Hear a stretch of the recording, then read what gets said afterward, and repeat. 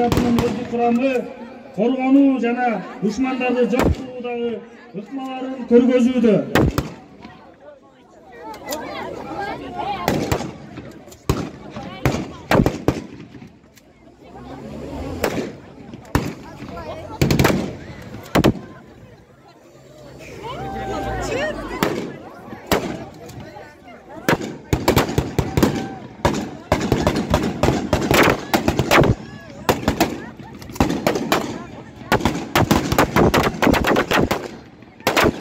Düşmanları жок кылуудагы аракеттерде аскер кызматкерлерге негизги талаптар күчүрмөн тартип, билимдик жанындагы куралдаштарынын кыргыз аракетине теже билүү, жанын коргоо, өз убагында туруу жана тез чечим кабыл алуу.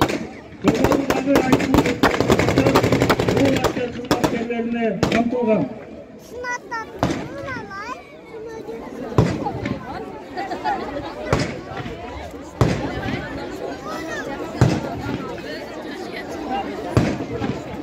Көргөзмө сабагын даярдаган 7707 аскер бөлүгүнүн шер отрядынын 1-тобунун командири улук лейтенант Разаков Хашамков Омурзакович.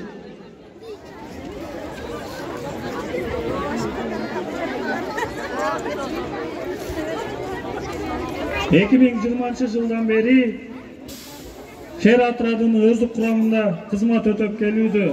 Жетишкен ийгиликтери Кыргыз Республикасынын кол уруш боюнча чемпиону.